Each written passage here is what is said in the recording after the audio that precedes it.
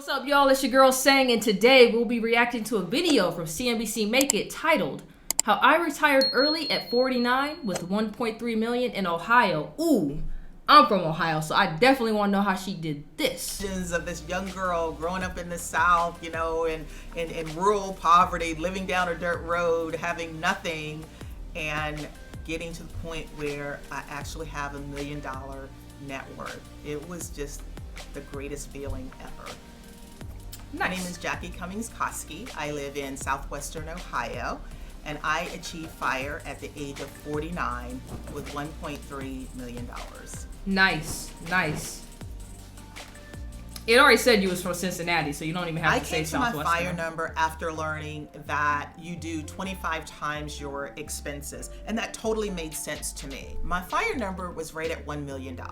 For those that don't know what FIRE is, basically it's a group of people that are heavily focused on saving and investing as much as possible starting from an early age, so they can retire early from having to work. And what that means is, for a lot of them, it doesn't mean stop working fully, right? It just means like, I no longer have to go do the 9-to-5 rat race. Now I can do whatever I want. So that's what it means to be part of the FIRE community, which I'll let you know, I'd rather be part of that community than the Joneses, because don't nobody want to be part of the Joneses. You're going to be stuck in that infinite loop of paycheck to paycheck, trying to outshine your neighbor, when in reality, nobody cares.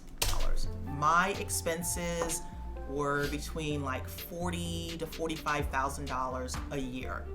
So I reached that FIRE number when I was 46, but I wasn't quite ready to retire at that point.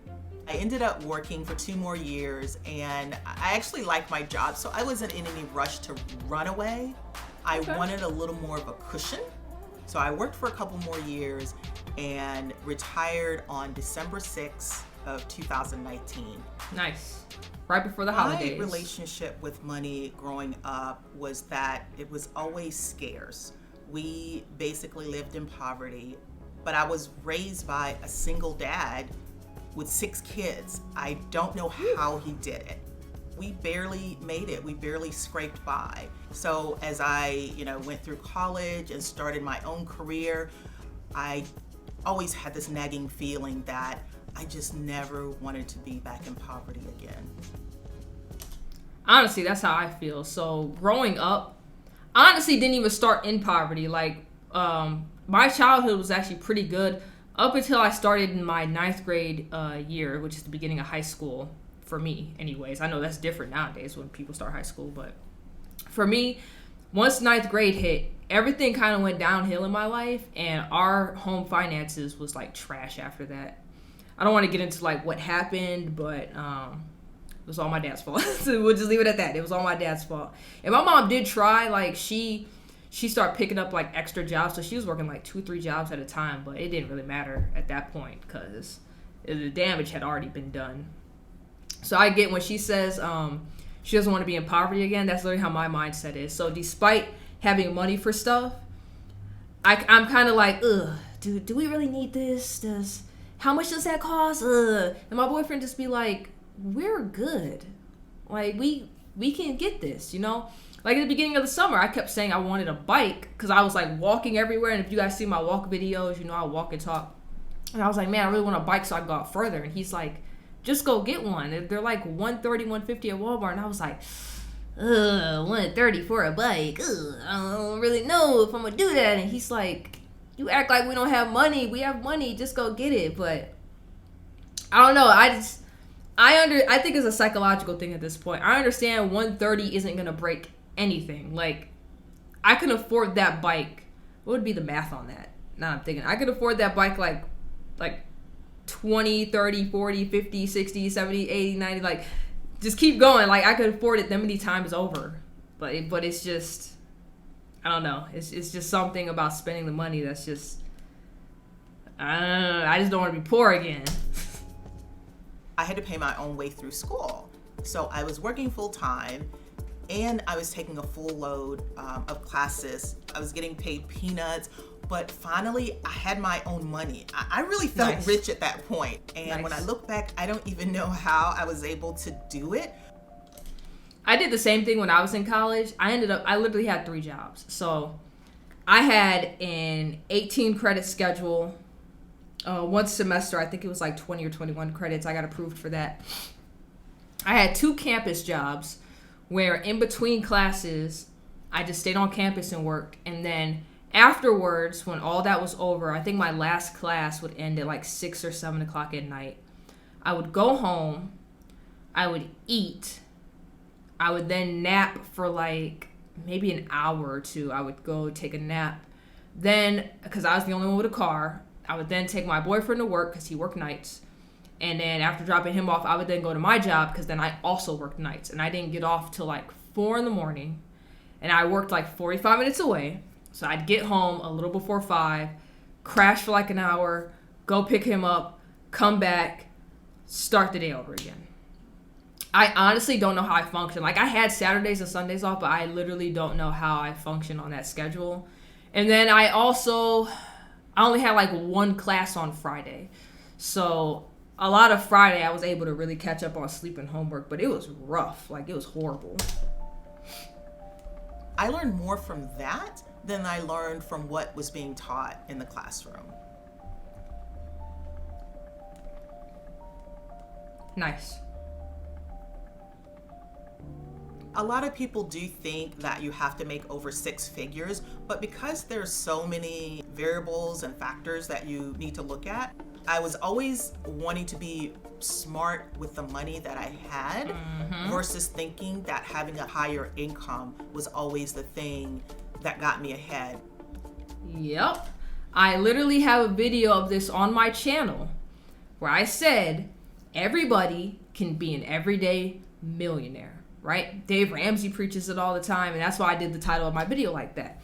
A lot of people will be like, oh, you need to make so much money. No, you don't need to make that much money a year to do the right things with it. I think that's what it comes down to. People just want things that they don't need, and then a lot of people are in debt too. Debt is killing a lot of people. And once you clear your debt up, if you're making, most average people make about 40 to 50 a year, get your debt cleared up. Live off of less than what you make. You'll be fine. It's easier to do as well if you have a partner and you're in like a 2-person household. It's like way easier because now you both are combining your incomes together and you're just doing the same thing. But, hats off to her for doing it for only at $80K a year too. Hats off to her for that. I was a single mom for so many years that if I were to sort of do the hard hustle to try to make more money, that would be time away from my daughter. So I figured the best way to approach it is to just do more and be smarter with the money that I had. Not much has changed in terms of my budget. I'm still spending roughly $40,000 to $45,000 a year. So my monthly expenses probably run about $3,000 to $4,000. So my mortgage is about $1,000 a month.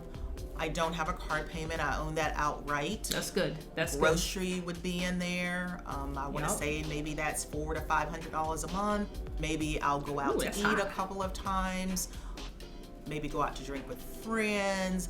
Expenses like, utilities, cell phone, things like that. All in, I'm usually between $3,000 and $4,000, and some of those expenses may even be, tax deductible because I have my own little business.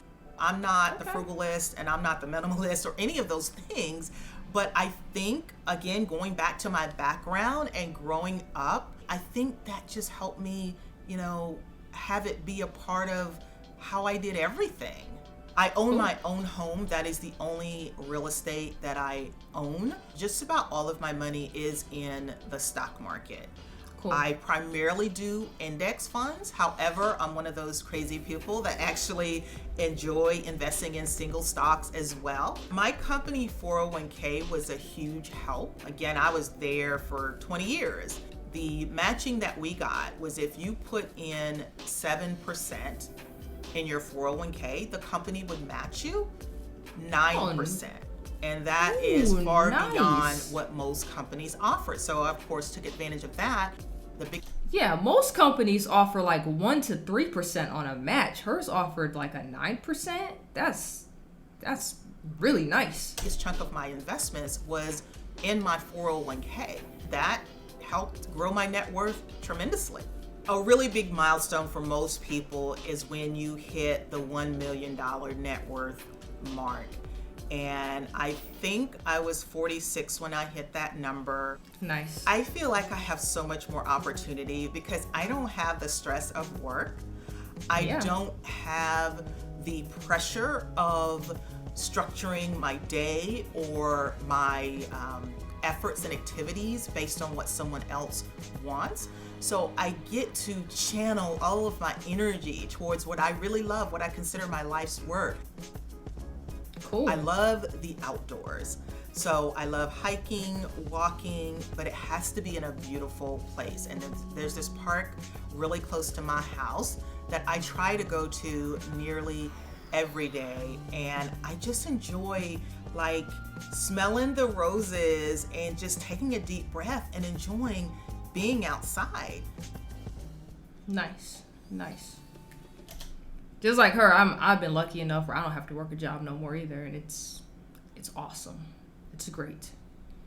Don't let women be out here. Her situation different. She had to work. She was a single mom. But if you're in a partnership and your partner says, babe, you don't have to work, don't let other women be talking about they trying to be controlling. You ain't gonna have no money. No, you can still have your own money and stuff. You can still do what you need to do. Just don't let them try to play you because they gotta work.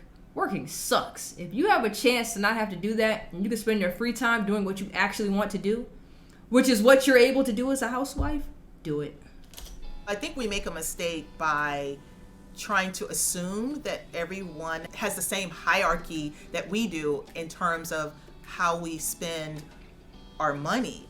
And I'm always defaulting to those things that really don't matter. Like if I can get a better deal on my cell phone, that's not going to matter much to me. If I'm going to look at my home insurance or my car insurance, and just because I shopped around, I got a slightly cheaper price, that's not going to change much for me. But if I'm going to save a few bucks, then I'll do it. There are things they're at Skyline Chili. Oh man, I'm gonna let y'all know right now, Skyline Chili is trash. I'm telling you right now, garbaggio.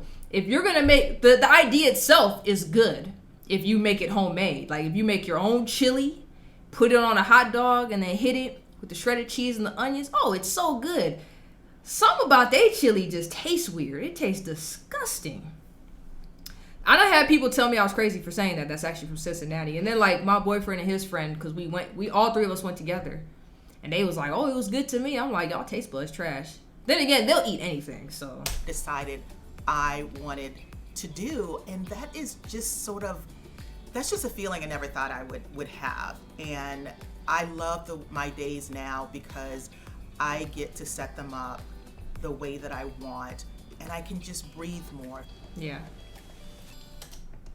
All right, so I like it, man. I'm proud of her. Now, Black community, this one's for you. You guys always have excuses on why you can't do nothing.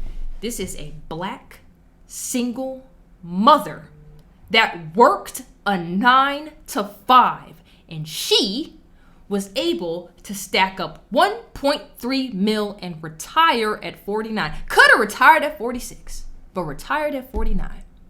There's no excuses. I have another video. I'm probably going to put it in a card or something, or put it somewhere in this video, right? You too could be an everyday millionaire while working a 9 to 5, just like she did. I done said it before, and I'm always going to say it. You don't believe me? You just want to be like, oh, you some random person on YouTube. Dave Ramsey is literally a multimillionaire. He just said he's the one who did the study. Okay, you watch his channel. He'll tell you. You don't want to watch him because you just like, he's white. Blah, blah, blah. I'd have heard that before. Anthony O'Neill is Black. He studied under Dave Ramsey. He's also a multi-millionaire. Follow him. He'll tell you the same thing. I done also heard somebody be like, he has a white savior that, okay, all right. Earn your leisure. Multi-millionaires. 2 Black brothers. They'll tell you the same thing. They will tell you the same thing. Just take the information and apply it to your life. No more excuses. There's no more excuses for us. It's 2022. Get it together. All right? with that said, make sure you like, comment, subscribe, hit the notification bell. I drop 2 to 3 videos every day, and if I don't, I'll let you know on my social media accounts, and the links for those are in the description box down below. So until next time, you already know who it is. It's Sang.